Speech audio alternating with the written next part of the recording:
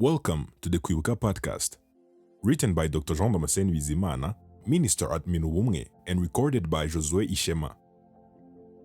After years of research, he has collected and compiled information on different actions that led to the 1994 genocide against the Tutsi. In this segment, we will focus on the contribution of the Gendarmerie in the preparation and execution of the 1994 genocide against the Tutsi.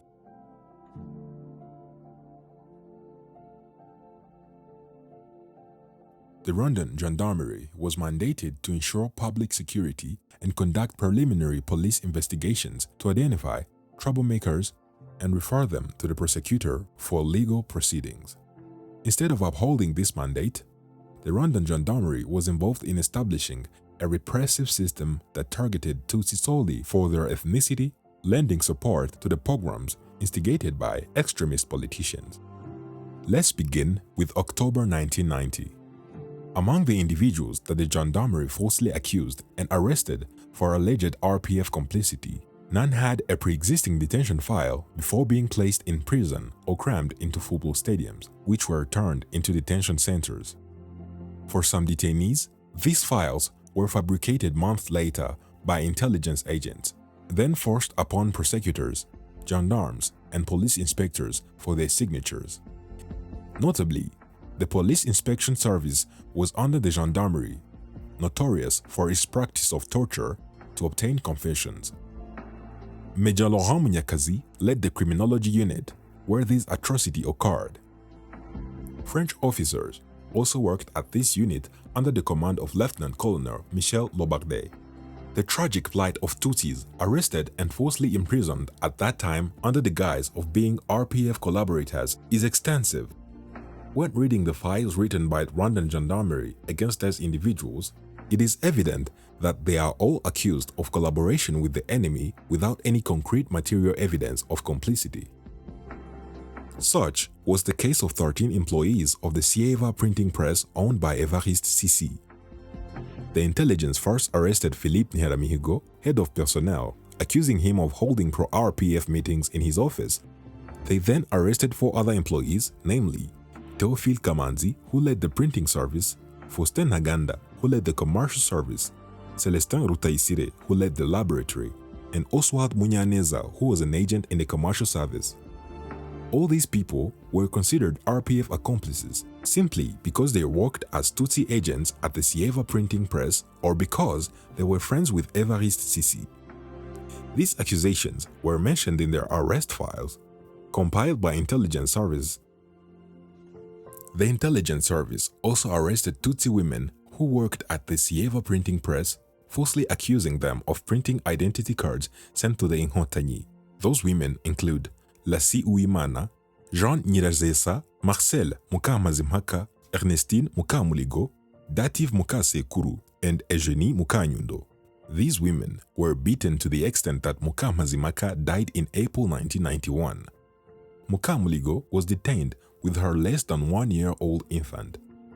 All these Tutsis were initially detained and beaten at the Gikondo Gendarmerie station, commanded by Lieutenant Balinda, who was renowned for his cruelty. Following this, they were transferred to the central prison in Kigali on October 13, 1990. In the files compiled by the intelligence service, the accusation against Mukamazimhaka and Mukamuligo noted that the Sieva establishment employed them for the counterfeiting of identity cards sent to the Inkotanyi. The intelligence service also mentions that the informer is Leokadi Mukamana. It is crucial to remember that during this period, the accused lacked legal representation, making them vulnerable to the false accusation based solely on the verbal testimonies. This context is particularly relevant when considering the pattern of arrests involving Leokadi Mukamana. In the files of all the imprisoned Sieva printing press employees, it is striking to note that Leokadi Mukamana denounced them. This raises question about her proximity to the regime because there are no other reasons that would explain her denouncement of more than 10 employees, who were all immediately imprisoned without tangible evidence. We have been able to access some list of people arrested by the Gendarmerie during the initial surge of arrests targeting suspected RPF accomplices in 1990. These lists are incomplete, representing only a fraction of the estimated 10,000 detainees. Those we have been able to consult concern 248 people arrested by the Nyarugenge Gendarmerie Station, 81 by the Nyamirambo Station, and 88 by the Gikondo Station.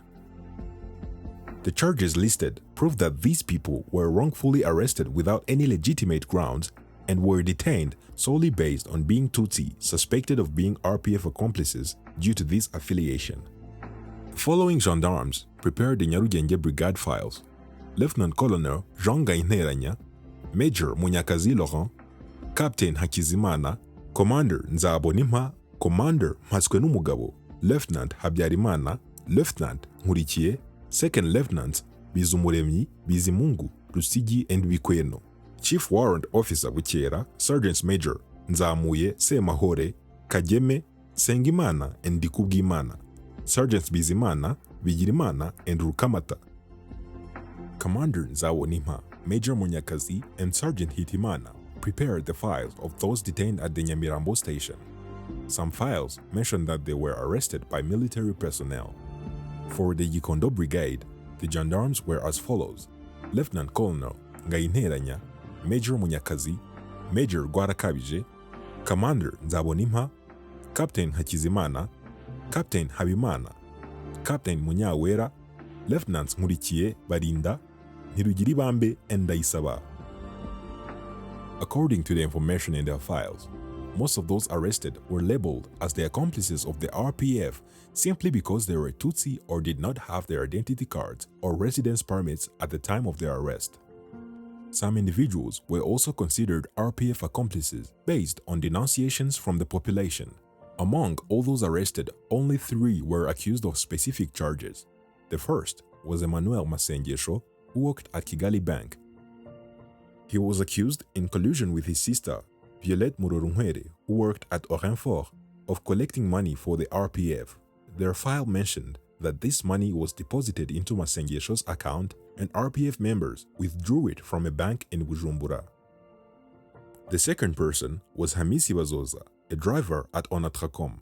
He was accused of firing on the Kigali military camp with a machine gun from Widyogo, a neighborhood very close to the camp. These allegations were said to have been transmitted by Kaitare, also a driver at Onatracom. This appears to be a pure denunciation against a colleague, possibly stemming from personal conflict. The third person was Evariste Kalisa, who worked at Electrogaz as the head of electrical network in Kigali. His file mentioned that he was denounced by the head of the Electrogaz station in Kigali, Jonathan Hirikwendera, and Augustin Hakizimana, who was the station chief in Gikondo. They fabricated the lie that Kalisa had taken all the keys to the electricity cabins of Kigali North and Kigali South and had asked his colleagues to provide him with maps indicating all the power lines in the capital.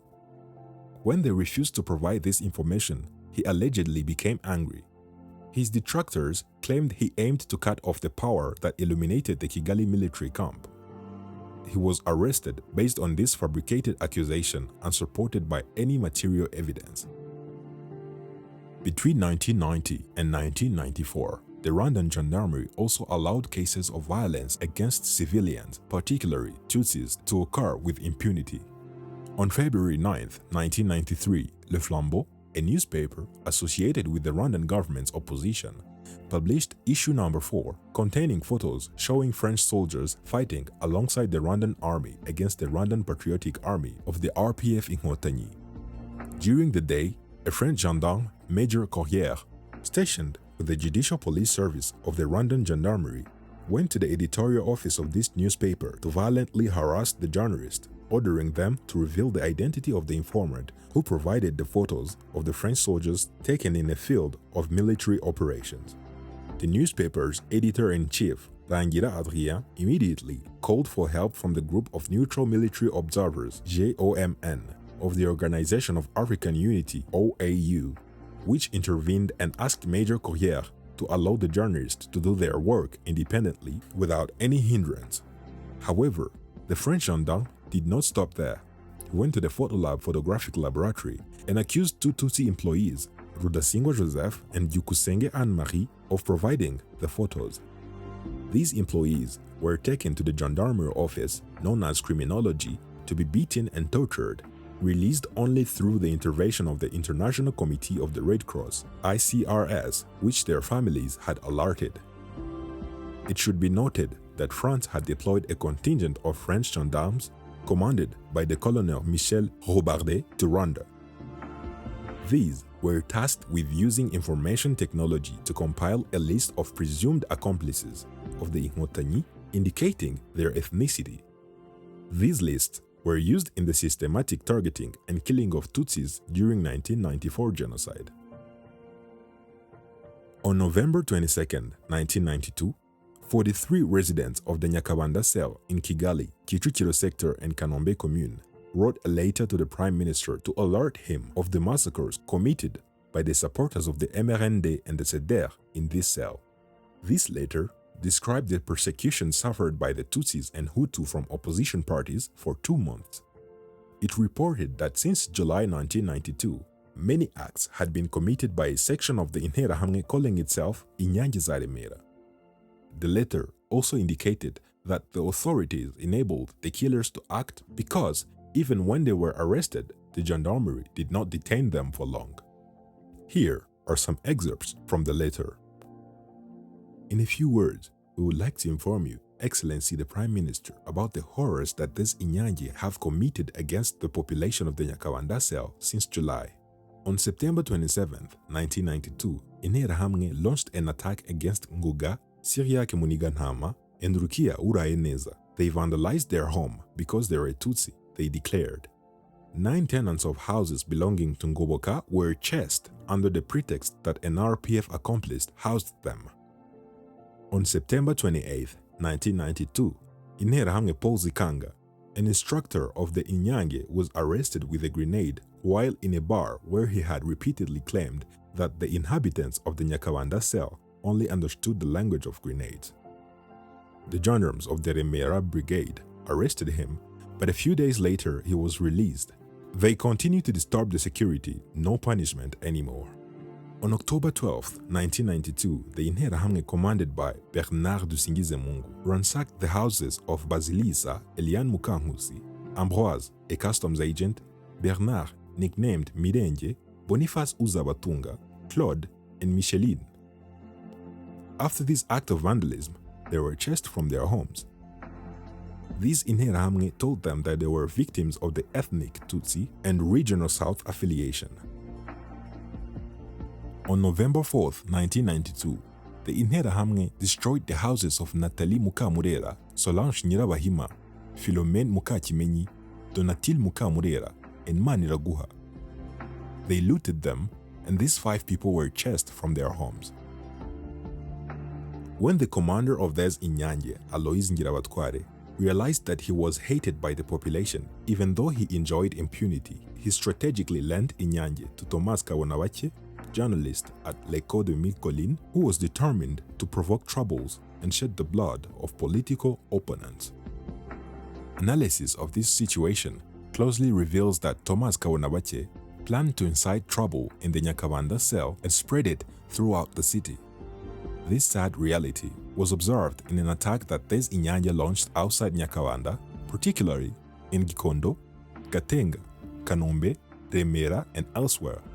Thomas Kawonawache can harm, as he loudly claims he has 80 Interahamwe at his disposal and one whistle is enough to gather them. Imagine someone who hosts and feeds more than 10 Interahamwe, mostly made up of criminals, even though he himself has no recognized employment and his so-called newspaper is unsellable. These Interahamwe have set up a roadblock in front of his house since 6 p.m. and they have been checking the papers of passers-by and robbing them of everything they have on them. We would like to tell you in a few words about some reprehensible acts committed by him. On the evening of October 26, 1992, his wife, Judith Kawera, picked a quarrel with her neighbor Anter Nyilimana, whom she overwhelmed with insults. She threatened to launch an attack of Interahamwe against him. After a few minutes, she brought Interahamwe, who tried to provoke trouble, but no one reacted to their provocation. On October 27, 1992, under the leadership of Kawonawache's wife, the Interahamwe attacked a widow, her neighbor, Sada, who manages a shop nearby. They terrorized her to force her to leave the place. To convince her of the seriousness of their threat, they stabbed her employee at the barbecue and left him dying. All this confirms the threats that Kawunawake kept repeating. We have thoroughly examined this problem. We have found that it is complex because every time the commune tried to resolve it, the public prosecutor and the gendarmerie got involved. As for the gendarmerie, we believe that the problem is due to the attitude of the command of the territorial company and the Kicukiro brigade. Their commanders publicly stated that they would never arrest the Interahamwe. Indeed, when you investigate these troubles, you will find that no Interahamwe has ever been apprehended for the acts he committed, despite the presence of the gendarmes patrolling day and night. If you find that we are lying, we are willing to apologize. If we return to the functioning of the commune, we know very well that it arrested many people that it made available to the public prosecutor. However, the next day, the prosecutor released them, and they returned to continue their criminal acts. Among these wrongdoers, we mention Vovo, aka Zairwa, Ukundayezu, aka Etancelle, Paul Zikanga, Sengimana, Claude Kalisa, aka Adjudant, Madeleine Uwamahoro, aka Kabua, André Habyarimana, alias Yayu, Jean Didier Kagao, aka Colonel Braddock, and Gatabazi. We must also inform you that the file of Kawunawake and his wife is in the hands of the prosecutor, but nothing is progressing. We do not understand why they are not arrested and detained, as they threaten the security of the population every day. On November 13th, 1992, Kawunawake himself had the First Sergeant Major Baltazar Munyamanzi killed through a unit of the Presidential Guard, GP, commanded by Lieutenant Turatsinze in plain view of everyone. Such cases, expressed in a letter written by residents of a single cell in the city of Kigali, illustrate the extent of violence, terrorism, and massacres committed by the Interahamwe with the support of the gendarmerie, which, in normal circumstances, should ensure peace and security. On September 4, 1992, massacres taking place in the Kicukiro commune led to a meeting of the high hierarchy of the Rwandan Gendarmerie, led by General Ndindirimana. The following personalities participated: the mayor of Kicukiro, Evariste Gasamagera, Major Jean-Marie Vianney Nzapfakumunsi, commander of the gendarmerie in the city of Kigali, Major Innocent Bavugamenshi, commander of the headquarters company, Commander Pierre Claver Karangwa, in charge of intelligence at the gendarmerie, Captain Ildefonse Mugiraneza, intelligence officer at the GD, Lieutenant Vincent Karekezi, commander of the intervention and discipline platoon, and finally, Lieutenant Leon Mozayo, G1 officer, rapporteur of the meeting. The meeting acknowledged that insecurity prevailed in the Kicukiro commune and assassinations with firearms were very frequent, especially in the Gatenga, Gikondo, Kicukiro Centre, near Oprovia and Zinia neighborhoods. It was observed that some wrongdoers wore military uniforms, particularly in Gikondo. The mayor revealed that their commander was named Mhangare, but did not explain why he had not been arrested and detained despite being well identified. In March 1992, massacres targeting Tutsis were committed located in Kigali Rural Prefecture. At that time, 19 killed Tutsis were identified. Several Tutsis from Bogo, Ruhanya sector, Bukorosel, had to flee their property. Those with means sought refuge in Kigali, while others returned home, living under the daily threat of their attackers. In 1993, massacres resumed in the same region between February 21st and 28th, 1993. Tutsis from the Ruhanya and Bogo sectors fell victim to atrocities, with 18 people perishing. During the night of February 25th, 26th, and 27th, 1993, the family of the elderly Gatanazi was attacked. 8 people were burned alive in their house, while only 2 children surviving. Antoine Kabanda and his sister Venansiga Sengaire.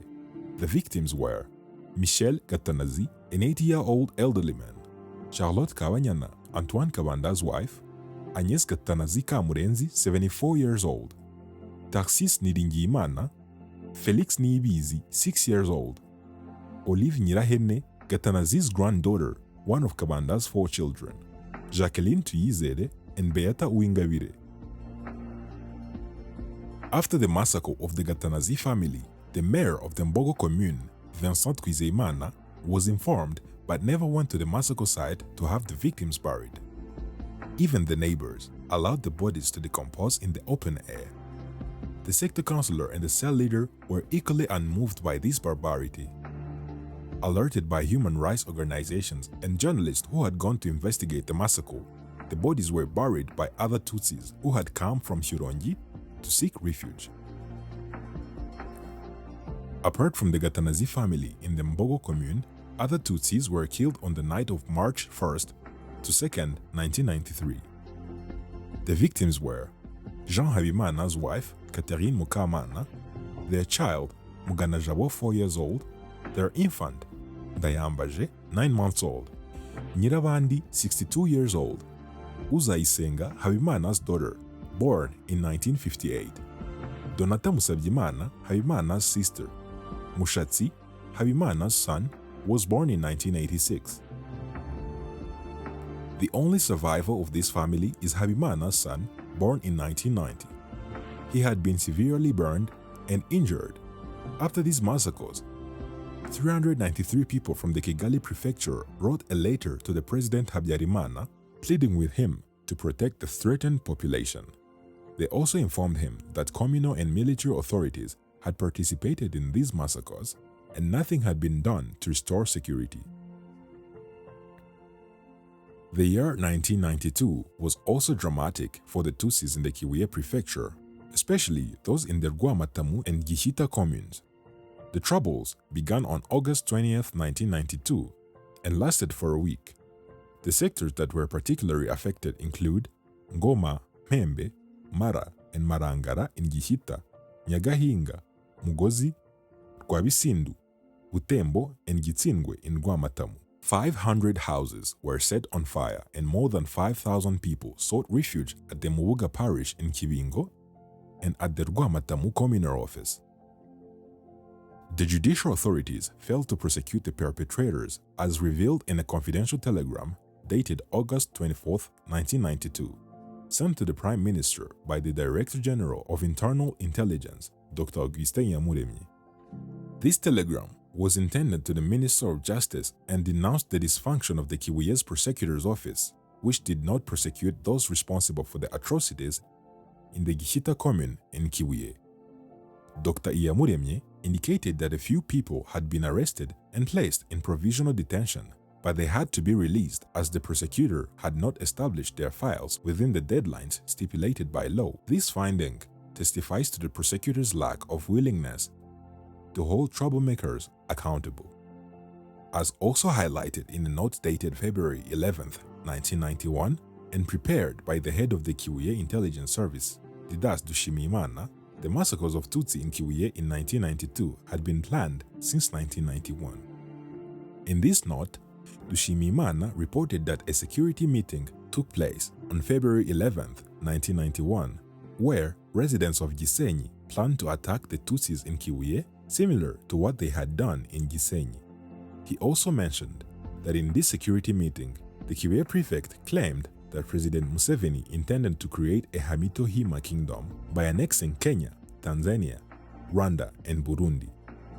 Didas Dushimimana concluded his note by specifying that participants in this security meeting had decided to distribute weapons among the populations in the communes bordering Lake Kivu.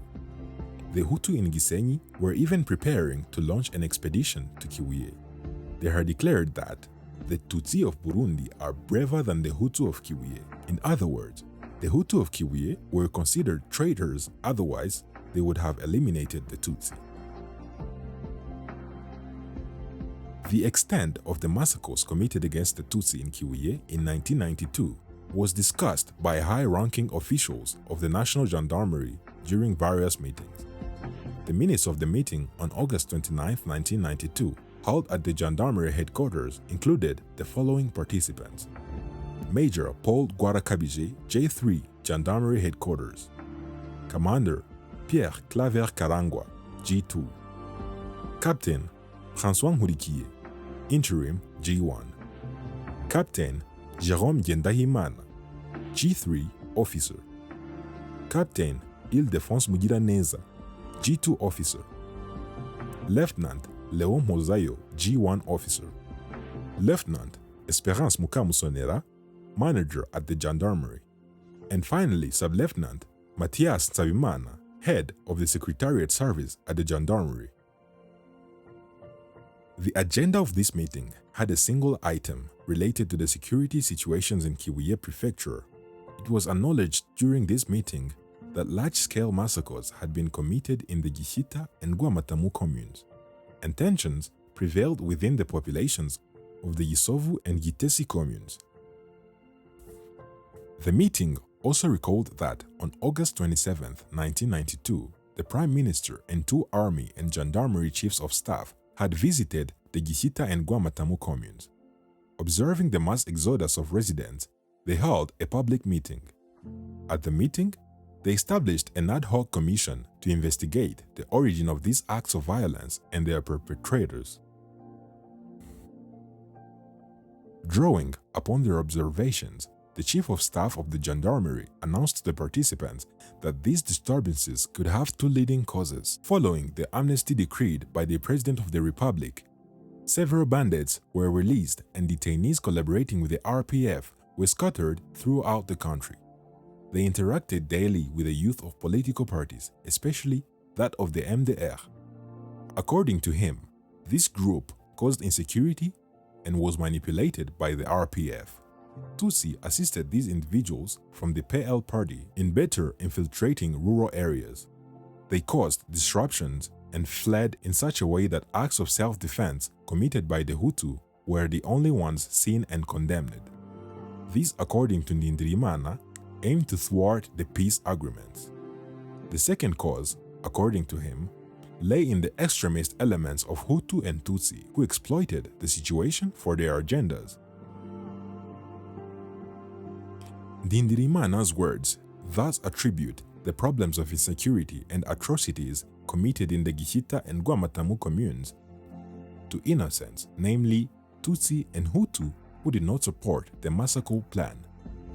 Such statements serve to legitimize extremist Hutu. In the report of this visit on September 1, 1992, signed personally by Ndindirimana, a passage that one of the leaders who had called on the Hutus to kill the Tutsis was the commander of the Kibuye Gendarmerie, Lieutenant Bizumuremyi. This gendarme had already been denounced by Rwandan non-governmental organizations and the Liberal Party. The issue of his behavior had even been debated in the Council of Ministers. Ndindirimana chose to conceal his actions by deciding to transfer him along with other gendarmes who had similar criminal inclinations. In Kibuye, Bizumuremyi was thus replaced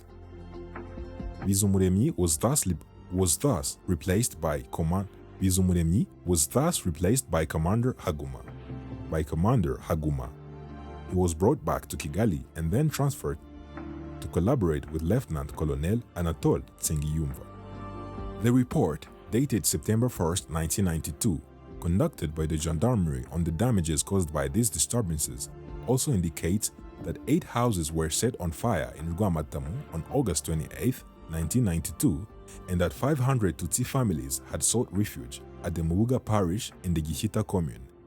These refugees were still afraid to return home for fear of being attacked again by the Hutu. The report even went so far as to shift the blame onto the victims. De facto, it is observed that these Tutsi no longer want to coexist with the Hutu. 5 Rwandan non-governmental organizations, human rights, ADL, AVP, ARDO, Kanyarwanda, and Likredor, could visit Kibuye then. They stated that the murders had reached a significant scale, When they arrived at the Mubuga and Kiwingo parishes and the communal office of Guamatamu, they found more than 5,000 displaced Tutsis, while the gendarmerie had claimed there were only 500. These individuals were living in deplorable conditions. The report from these associations notes that the commune and the prefecture authorities did nothing to stop the atrocities and prosecute their perpetrators. Instead of ensuring the security of the victims, whether it was Prefect Clément Kaishema leading the Kibuye prefecture, the security services, or the communal authorities, all encouraged the Tutsi to return without any security measures in place, and most of the houses had been destroyed or looted. Human rights organizations were particularly astonished to find that gendarmes and military personnel were searching for troublemakers among the Tutsi. They published the names of some Tutsi arrested by the authorities and detained in unknown locations. Those included Inosonga Sasira, Seushoki, Mugambira, Kanamugire, and Girinshuti. These associations declared that the massacres in Kibuye were similar to those committed in other regions of the country, such as Kibirira, Mutara, Nasho, Bigogwe, Murambi, Bugesera, and Bogo. They reiterated that in all these regions, the pogroms were committed under the guise of political and military authorities. These associations concluded their report by recommending the prosecution, arrest, and exemplary sanctions against the responsible authorities. Those who demanded legal actions include Emmanuel Bagambiki, who was the prefect of Cyangugu, was accused of committing massacres in Bugesera when he was the prefect of Kigali Rural. Faustin Sekagina, sub-prefect of Kanazi at the time of the Bugesera massacres. Fidel Gwambuka, mayor of the Kanzenze commune, a member of the MRND Central Committee. Jean-Baptiste Katete, mayor of the Murambi commune in Yumba. Juvenal Kajedijeri, mayor of the Mukingo commune in Ruhengeri. And finally, Ferdinand Nahimana, Director General of Orenfort. These associations declared that the restoration of peace was impossible in Kibuye as long as those responsible for the disturbances, namely Prefect Kaishema and Mayor of Gihita Simeon Hamatungiro, remained in their positions. However, none of these authorities were persecuted. They were kept in their positions until 1994 genocide, during which they infamously distinguished themselves. In 1992 and 1993, the Hirongi commune in the Kigali Rural Prefecture also fell victim to the massacres of Tutsis. MRND authorities orchestrated them under the guidance of Mayor Alexandre Hitimana. He was also responsible for distributing weapons and ammunition and transporting killers in the communal vehicle escorted by military personnel in civilian attire. An expedition of the Interahamwe and Impuzamugambi militias of the MRND-CDR took place on November 15, 1992 in this commune. Their leaders included high-ranking MRND authorities such as Deputy Bonaventure Habimana, former Secretary General of MRND, Minister of Interior and Communal Development Faustin Munyazesa, and Kigali Prefect Com Vizimungu. The Interahamwe from Hirongi were supported by those from Kigali, Remera, and led by President Habyarimana's brother-in-law, Alois Ngirabatware. During this expedition, numerous Tutsi, including women and children, were killed, and houses of Hutu from opposition parties were looted. About 500 people were left homeless. These murders occurred shortly after the speeches by Leon Mugesera delivered in Kabaya on November 22, 1992, Habyarimana on November 15, 1992 in Ruhengeri, which targeted Tutsi and their perceived supporters. Leon Mugesera had publicly demanded the extermination of Tutsi and Hutu, whom he considered accomplices of the RPF, stating, "Why are these parents who sent their children not arrested and exterminated? Why are those who escort them not arrested and exterminated? Are you waiting for them to exterminate us?" Habyarimana had delivered a similar speech in Ruhengeri disparaging the Arusha Peace Agreement protocol that envisaged the merger of the RPF and government armed forces. He declared that when the time came, he would mobilize his Interahamwe. The massacres in Chirongi were discussed at a high-level meeting by the National Gendarmerie headquarters on November 25, 1992.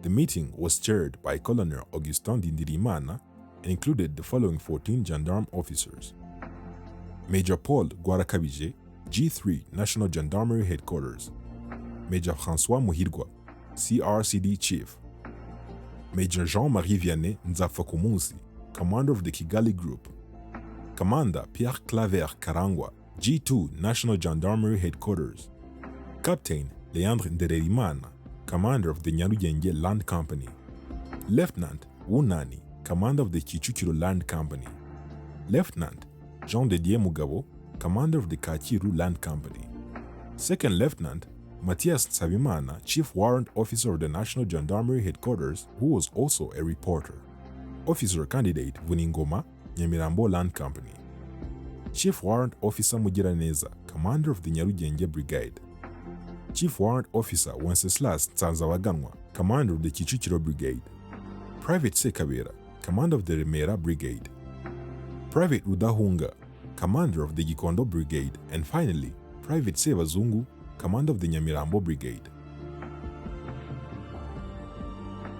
The meeting acknowledged that numerous acts of violence and murders had been committed. The security services were not collaborating to combat them, arrest their perpetrators, or facilitate their prosecution.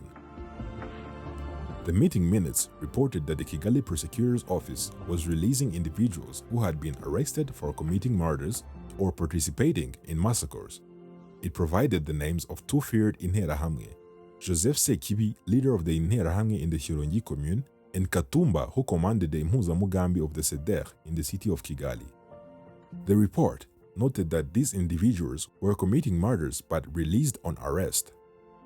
The meeting minutes also indicated that the origin of the Chirongi massacres was the death of the MRND youth president, allegedly killed by the MDR youths. This had triggered a gathering of the Interahamwe who sought revenge. The same minutes revealed that several assassinations in Kigali and its surroundings were attributable to Interahamwe and Impuzamugambi militiamen. All these murders went unpunished by the Rwandan Gendarmerie, which had the responsibility for them. Even though the perpetrators were identified through eyewitness accounts of physical evidence, this situation was often discussed in meetings of the Gendarmerie's High Command. The country's top authorities' lack of action or intervention suggests complicity or negligence. In almost all cases, military and gendarme leaders were even implicated, as revealed in a statement from the MDR on January 15, 1993. The statement reported that Colonel Bagosora, in consultation with Colonel Pierre Celestin Gwagafirita, former Deputy Chief of Staff of the National Gendarmerie, had devised a plan to commit massacres in the Kibungo Prefecture. The statement declared, "We have just turned it into a bath of tears by blocking roads, persecuting people, to find a pretext to massacre Tutsis and members of opposition parties."